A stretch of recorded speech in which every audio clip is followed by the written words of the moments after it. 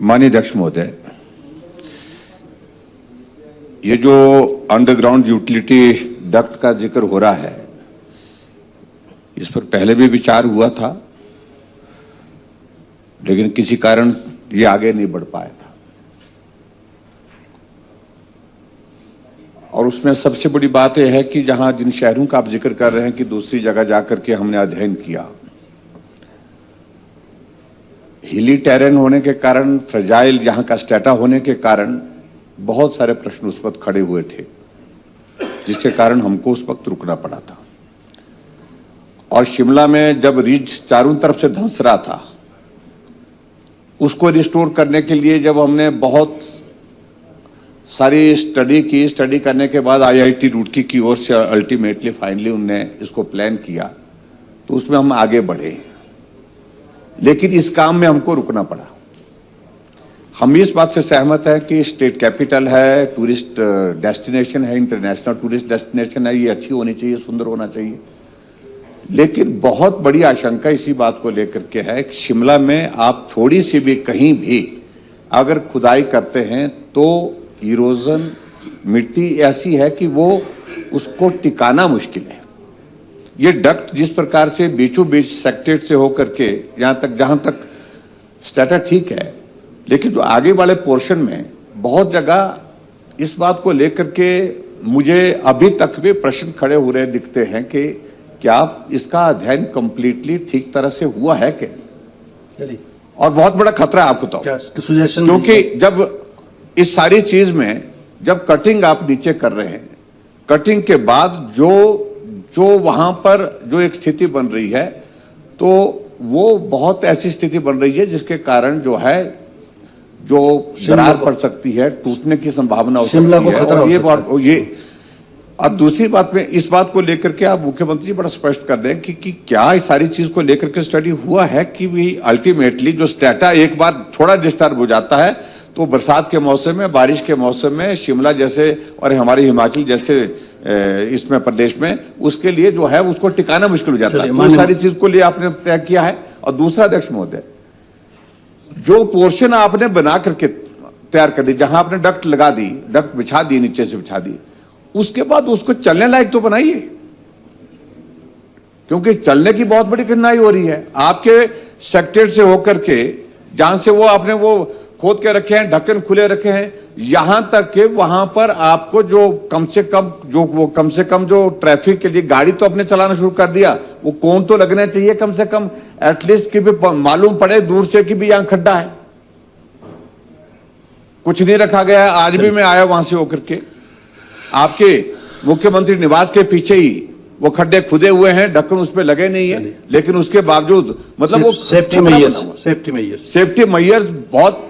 और दूसरा ऐसा है कि भी जो भी जितनी भी चीजें जो कर रहे हैं, तो उसको युद्ध स्तर पर करने की कोशिश करनी पड़ेगी। इसको ऐसा नहीं कर सकते कि ये प्रोजेक्ट जो है कई सालों तक चलता रहे। शिमला उखाड़ करके रखना ये उचित नहीं है। आपका कंसर्न युद्ध स्तर पर बढ़ाइए, और लोग एक नहीं अनेकों लोग, यहां तक के कुछ एक एरिया में तो एम्बुलेंस के लिए भी कठिनाई उसमें हो गई, तो आने जाने का यातायात का जो है वो तरीका जो है वो सुविधा ठीक प्रकार से सुनिश्चित हो, इस बात को भी सुनिश्चित करने के, लेकिन जो सेफ्टी मेजर्स लेने की आवश्यकता है, अभी तक खोद के रखा है, लेकिन उसके बावजूद एक्सीडेंट की संभावना है। और उसके साथ साथ में अगर वो ऐसे ही लंबे समय तक रहा तो पूरा शहर जो है बदसूरत हो गया। इसलिए सारी चीज को माननीय मुख्यमंत्री महोदय, यह बहुत बड़ी। माननीय अध्यक्ष महोदय, आप इतना भी मत रोकिए हमें। नहीं, मैं तो आपको पूरा समय दे रहा हूँ, बड़ा खुला समय। एक तो ये जो प्रश्न लगाने का विषय था, वो सभी माननीय विधायकों, मैं अध्यक्ष महोदय आपके ध्यान में ये लाना चाह रहा था, जो प्रश्न वाला विषय था, ये सबके बीच में कंफ्यूजन बना है। प्रश्न कब तक लिए जाएंगे? व्यवस्था 15 डेज की जो नोटिस की है वो कायम है क्या?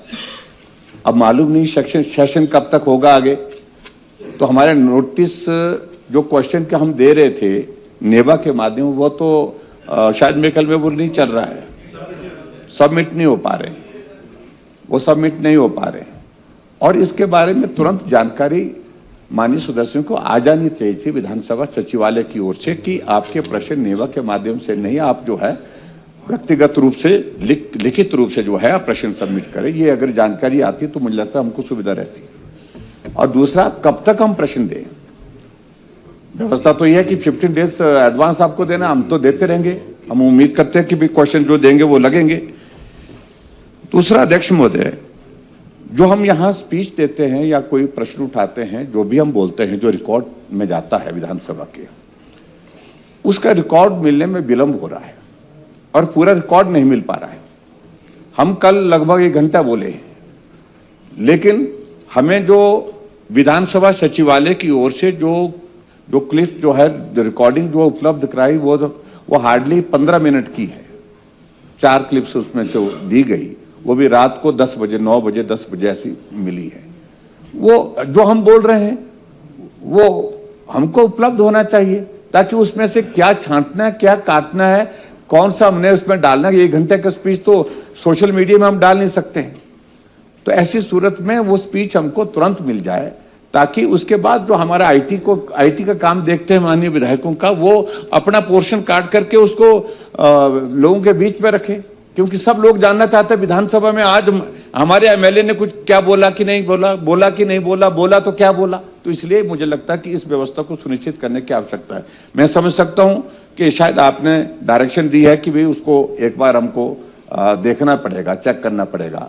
लेकिन जब आपके सामने सारी कार्यवाही हो रही है और उस कार्यवाही में आपको मालूम है कि कोई क्वेश्चनेबल या कोई इस तरह का शब्द, कोई इस तरह का, उसको तो पहले ही आप जो है वो एक्सपंस कर देते हैं या उसको निकाल देते हैं सारी चीज को लेकर के। जब ऑब्जेक्शन नहीं होता तो वो कार्यवाही उपलब्ध होनी चाहिए हमको जानकारी के रूप में। ये मैं आपसे निवेदन करना चाहता हूँ, समय पर मिले और पूरी की पूरी मिले, ताकि उसमें से रेलेवेंट पोर्शन, अब जैसे अध्यक्ष महोदय, जैसे मैं थोड़ा कुछ मुद्दों को उठाया था, जो मुद्दे उठाए थे उसमें से वो मुद्दे गायब हैं। जो हमको 4 क्लिपिंग्स दी गई हैं, उसमें सिर्फ जो है जो रूटीन की चीजें जो हमने डिस्कस की हैं वो आई हैं उसमें। लेकिन जो थोड़ा विपक्ष का एक भूमिका निभाते हुए जो पॉइंट हमने रेज किया था, वो सारे नहीं आ पाए। तो इसलिए मैं चाह रहा हूं कि वो हमको उपलब्ध कराएं। एक और मैं सबमिशन करना चाहता हूं कि विधायक क्षेत्र विकास निधि, आपका भी सहयोग चाहेंगे, आपने भी अपने क्षेत्र में देनी है। 2 इंस्टॉलमेंट मिली है। आपदा प्रभावित इलाकों में हम जाकर के अनाउंसमेंट कर चुके हैं। ये पुल टूट गया, इसके लिए हम विधायक निधि का 2 लाख रुपए, 5 लाख रुपए, 10 लाख रुपए घोषणा करते हैं। हम करके आ गए हैं। अब हमारी स्थिति ये होगी कि विधायक इंस्टीट्यूशन इस सारी चीज को लेकर बदनाम हो कि एमएलए आया था, झूठ बोल करके चला गया, पैसे तो आए नहीं। कई जगह अध्यक्ष महोदय ऐसी स्थिति होगी, हमने चिट्ठी भेज दी है, वो चिट्ठी लोगों को मिली, लेकिन चिट्ठी मिलने के बाद पैसा नहीं मिला, क्योंकि पैसा जारी नहीं हो पा रहा है। तो हम चाहते हैं कि माननीय मुख्यमंत्री जी, आगे का फैसला क्या करना है, लेकिन कम से कम आर्थिक संकट में हैं हम इस बात को मना काम कर रहे हैं। लेकिन विधायक क्षेत्र विकास निधि जो एक आपने इसी माननीय सदन में बजट पारित करके एक व्यवस्था की है, उसमें आपने बजट प्रोविजन किया है, उसको तो मत काटिए। और ऐच्छिक निधि भी, दोनों चीजों को लेकर के ये तुरंत जारी कर, क्योंकि अब बजट सेशन चल रहा है ये, और बजट सेशन के बाद जो है आगे नया सेशन आ जाएगा, तो हमारा पीछे का जो अमाउंट है वो लैप्स हो जाएगा। तो ऐसे में मैं चाहूंगा कि वो पैसा आप तुरंत दे, ताकि जो है एक ही मात्र हमारे पास काम करने का तरीका है, वो विधायक क्षेत्र विकास निधि। बाकी तो पैसे दे नहीं रहे। सत्ता पक्ष के विधायकों को मिल रहा होगा मालूम नहीं, लेकिन इस तरफ के विधायकों को तो कुछ मिल ही नहीं रहा है। चलिए ठाकुर साहब आ गया। तो इसलिए मैं चाहूंगा कि भी इसमें जल्दी से जल्दी आप सरकार को आप निर्देश ही दें इस बारे में। धन्यवाद। अभी पिछले 3 सालों से हिमाचल प्रदेश में विकास पे पूर्ण विराम है। खुले हुए चले हुए संस्थान बंद किए हैं और 5 साल हिमाचल प्रदेश में सड़कें बनी, पुल बने, पानी की स्कीमें बनी। हमारी कितनी योजना है आपकी तरफ से, आपके ही यहाँ जो सदस्य बैठे हैं, माननीय सदस्य बैठे हैं, वो 3 योजनाओं का जिक्र नहीं कर सकते 3 साल के। हमारी योजनाएं जुबान पर भी है, जहन में भी है, जुबान पर भी है लोगों के। ये तो बजट चाहे भाषण वो में आ सारा जाएगा। योजना है, नहीं गवर्नर पूछ एड्रेस रहे पे आ कि क्या जाएगा। किया? गवर्नर एड्रेस पे आ जाएगा। नहीं, मेरा कहने का मतलब उन्होंने पूछा कि भाई आपने उस पैसे का क्या किया? उस पैसे से हमने सड़कें बनाई, 4000 किलोमीटर से ज्यादा सड़कें बनी, पेयजल योजना हर घर में पानी का नल दिया, और उसके बाद हिमाचल प्रदेश में सहारा योजना, हिमकेयर योजना, जनमंच, उसके बाद गृहिणी सुविधा योजना, ये सारी योजना, शगुन योजना, मुख्यमंत्री स्वावलंबन योजना। आप 2 योजना को जिक्र करो वाला। गवर्नर एड्रेस में बोल देना आपने प्लीज। हमने काम किया। आप इस चर्चा और में इसलिए भाग लेंगे माननीय इसलिए सदस्य लोग उस काम को याद कर विक्रमादित्य रहे हैं। सिंह जी। बार-बार जो मत पूछो आप हमसे, फिर हमको फिर बोलना पड़ेगा। आप एक लिमिट पे रहिए। तौर तरीका आपका बात करने का कैसा है? नहीं, you please Who make are your you? Point. एक सीमा तक आपको बोलना चाहिए। नेता क्योंकि मैं बोलूं, मैं क्या बोला? मैंने ये बोला है। जी, please make it short in a few sentences please. माननीय सभापति महोदय, मैं तो सदन में था नहीं, लेकिन चलते चलते मैं सुन रहा था कुछ बातें, और गैर मौजूदगी में कुछ टिप्पणियां यहां पर की गई, जिसका जिक्र यहां पर माननीय सदस्य विपिन सिंह परमार जी ने किया। ऐसा है। एक मिनट, नेता प्रतिपक्ष आप बोलिए। आप बैठिए। अब जब हम भी बोल रहे हैं, हम आपको सुन रहे थे। सभापति महोदय, हमने कभी भी किसी के लिए इस तरह से अपमानित करने के लिए शब्दों का चयन नहीं किया है। और मैं आपको बताऊं, अभी वो बैठ करके बोल रहे हैं, आप सुनिए। क्योंकि मैं बोलूं, मैं क्या बोला? मैंने ये बोला है कि हमारे पार्टी के कुछ साथियों ने कहा कि दशहरे के लिए जयराम ठाकुर को भी बुला लेते हैं, परंपरा रही है, हम बुलाते रहते हैं, कभी मंडी में बुलाते हैं, कभी वहां पर बुलाते हैं, शिवरात्रि का होता है ना। उनको मत बुलाइए, उनको मत बुलाइए। तो मेरा तो मंत्रिमंडल का मतलब मेंबरशिप होता है। That is not a discussion that we have to take here. Sorry, नहीं, नो डिस्कशन सर। नहीं, डिस्कशन क्या? इनको आपने आधा घंटा बोलने को दिया। नहीं, आधा घंटा नहीं बोले, आधा घंटा he was well within time. He was well within अच्छा, time. उसके बाद he completed in उसके बाद में लाइटर मूड में जब पार्टी के साथियों के साथ बैठ करके हमारी कहीं मीटिंग हो रही थी, मैंने इतना ही कहा कि भाई कोई बात नहीं, हम नहीं आए, लेकिन उसके बावजूद भी वो अभी तक बने नहीं, और मुझे नहीं लगता है कि आने वाले समय में भी बनने की संभावना उनकी होगी, क्योंकि इस तरह से, क्योंकि मुख्यमंत्री बनाना नहीं चाह रहे।